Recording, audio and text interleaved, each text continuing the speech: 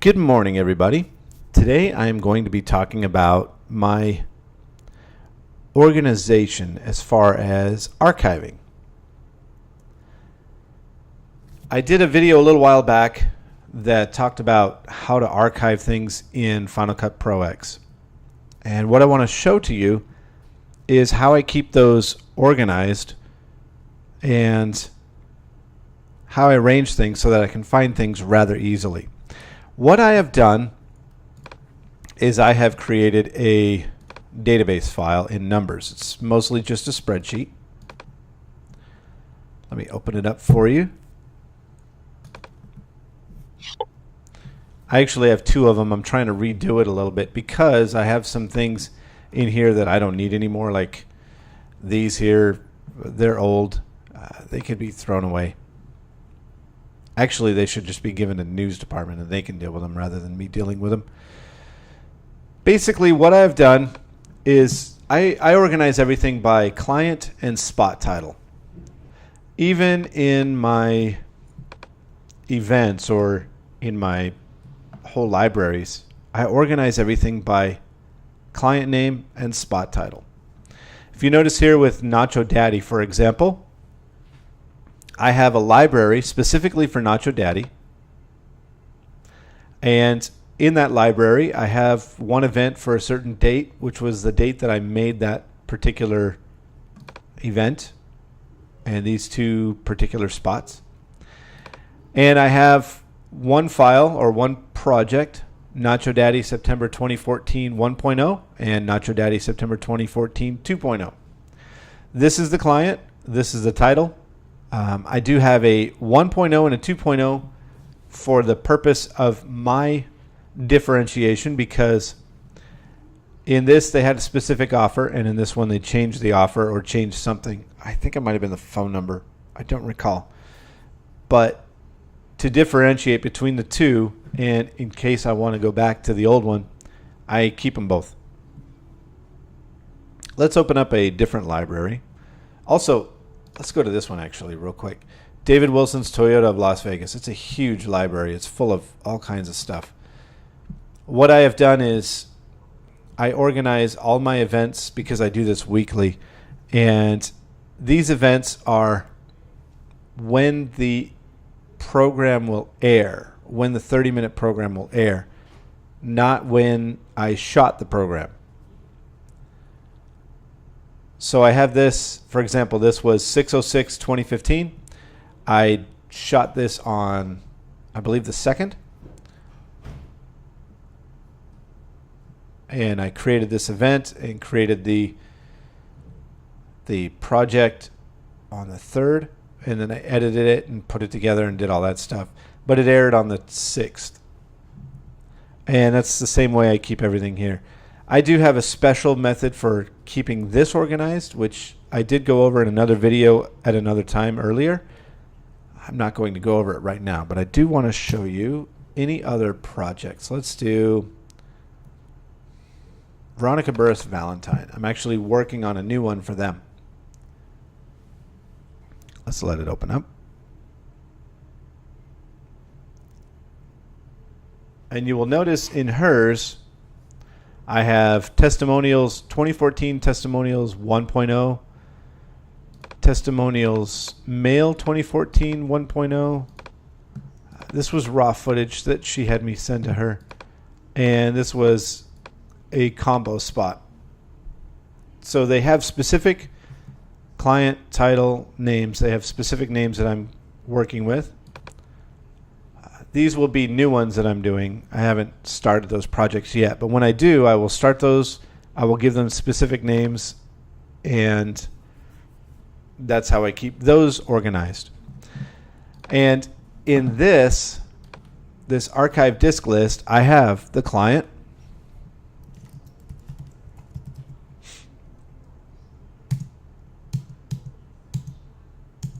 I don't know that I have any archives of Veronica Burris. I don't think I have archived that. Let's try Nacho Daddy. Not found. Let's try Cervantes. No, not found. Let's try. Well, let's just scroll down and find something. This one is kind of old. So for example, I have all these buy low ones, and I have the date that it aired, or the date that I made this one actually. The date that it was made, the spot title, buy low supermarket, spot title is 6/28/2010, grocery, then I had a meat and a produce. Many of them have a 1.1 because they had me change things after I made it. For the most part, everything was just 1.0. Cricket mashups. I don't even remember what those were. Now, if you notice, I have client title, or I mean client name, the title of the spot, and then over here, I have the length. I did put that in. I don't really do that much anymore. And then here I have the name of the disc that I put it on. And this was, anything here that says multipass was a Blu-ray disc. And I have them arranged in a closet in alphabetical order. So if I pull them out and I start seeing Angel Batista, then I know to go further back and find backdated file. And if I'm down here on monkey hair pole, then I know to go backwards. Okay, I have strange names. And I do this not because I do this because I rely on this to find things. I can easily go through here and find Nevada foot. Let's see, do I have Nevada foot? I don't have that in the archives.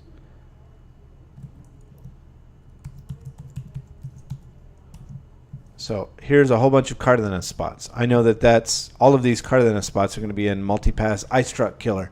I was watching Dexter at the time I made those. There may be others in other places, but let's try laptop exchange. I know that's in here. Okay, one day at a time. So this disk is really not that important to me other than, okay, I've found the area I can cross-reference. This is the disk I'm looking for, and I go find that disk, and then I put it in my Blu-ray reader, and I can find the projects. And yeah, I give them strange names, but I can find them. And if you pull up this archive disk list file, you can find them too. It's not that difficult. I don't have a specific little archiving system with decimal points or anything like that, because I find that if I do that, things will kind of go in and out. You know, you want to put things, insert things inside in between two different archives, and to try to keep them arranged. Rather than doing that, I just give them strange names and let them go with that. I do have several that are archives on their own. For example, Avriopolis was the Billboard viewing party. All of this stuff, even though it says Latin Billboard viewing party, all of this stuff is basically the same project. Brett Whipple was the same thing. Crown Nightclub is all Crown Nightclub stuff. Estrella Insurance is all Estrella Insurance stuff.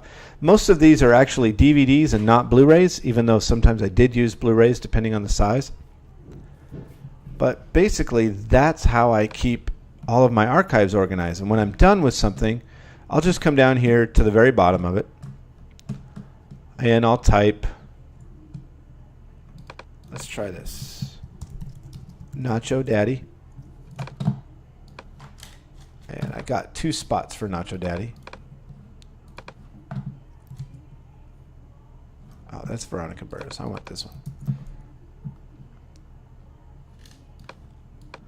So I'll have Nacho Daddy, September 2014 1.0, and I'll put, I like that.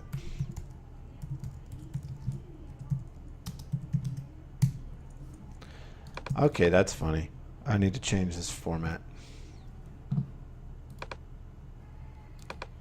Not automatic, it needs to be text.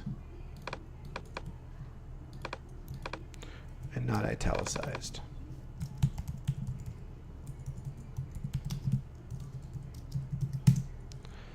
There we go.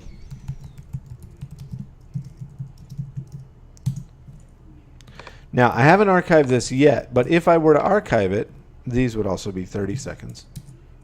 Oops.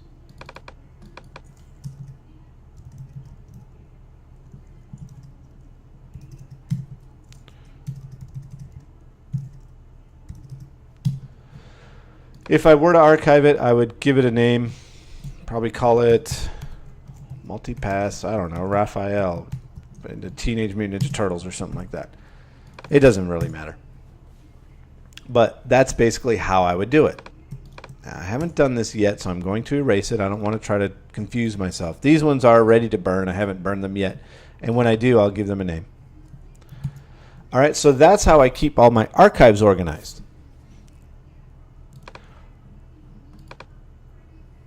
Hopefully that helps you understand. Where I do put my database, just so you know, let me open that up again.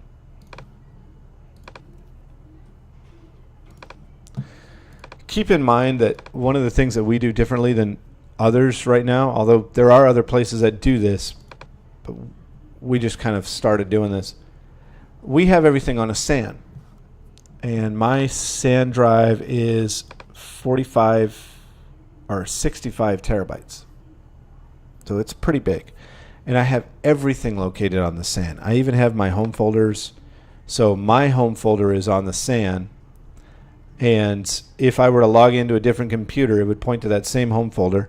And I would see all of my websites, my desktop, all of my music files, everything that I do personally would be on there. All my email would be on any computer or any Mac that I log in this building.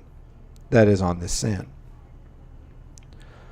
After that, all of our projects are here and our libraries are here. And I keep all my libraries saved here in one folder called Final Cut Libraries, right here. And I do this so that we can collaborate.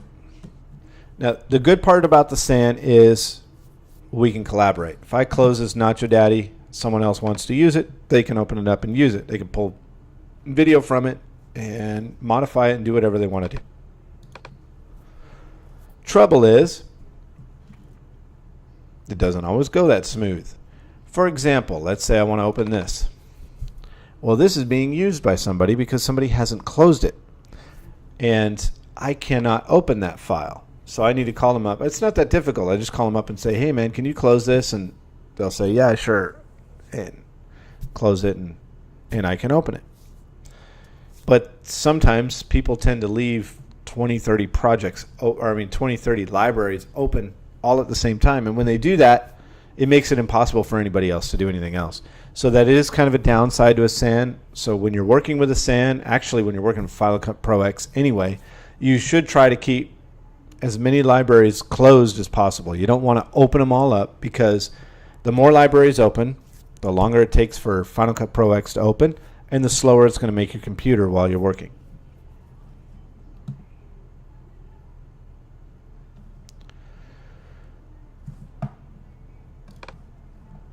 All right, another thing that we have saved here is our motion templates. Now let me explain how this works. Remember, my home folder is here. What I've done, okay. All right, one more thing that we've done is this motion templates. We've got our libraries all together, but it's difficult to collaborate together if your motion templates are not shared as well. Final Cut Pro X likes to do a special thing where everything is saved in your home folder. Originally, when you download Final Cut Pro X and you start working with it, everything is saved in your movies folder inside your home folder. Here's the path. Home folders, or actually for most people it would be hard drive, users, your home folders, folder name, and then movies. We've done it a little differently because, remember, we have all of our home folders over on the SAN, and because we have our home folders on the SAN, our movie folders are there as well. But one of the major differences is that even if they're all on the SAN, if I leave Final Cut Pro saving all of my templates in my movies folder, even though it's on the SAN, it will not be accessible by everybody else because theirs will be on their own movie folders. And so any templates that, for example, Roger or Diego create, I won't have access to. So any templates that I create, they won't have access to. So here's what we did. This is my home folder. If you notice, these are the motion templates, and if you notice this little black arrow, this means that this is a link. The original is here on KBLR video under motion templates.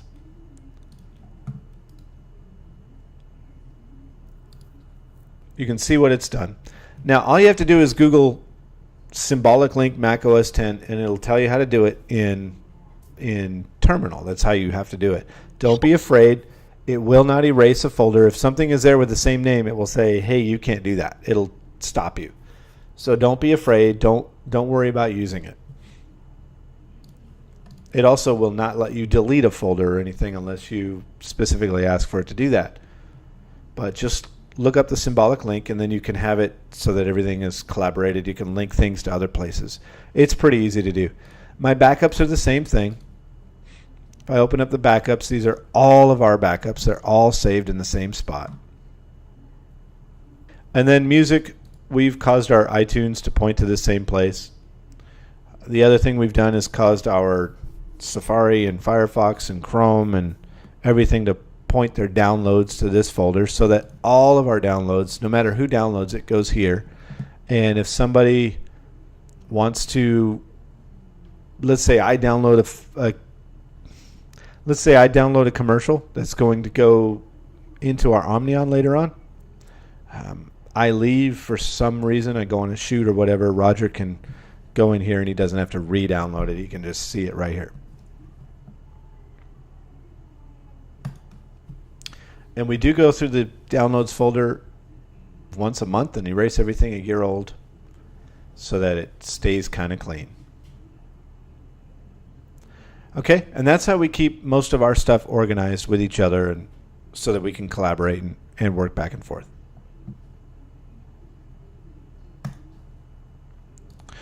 All right, so that's my typical organization method. I was planning on doing a little bit of a history so that you can see how I arrived to my methods and how I got those. And what I'll do is I'll probably do that as a separate video, and I wanted to do it in this one, but it just doesn't seem right. So I will probably go ahead and do that later. If you guys have any questions, and again, I'm sorry for being so late and not posting this a lot earlier. I've been extremely busy at work. It's kind of a good sign and a bad sign. It's good because it means money's flowing in, and it's bad because it means I'm really busy. But if you have any questions, feel free to ask, and I will do my best to get something up for you as soon as possible. All right? Thank you very much for watching.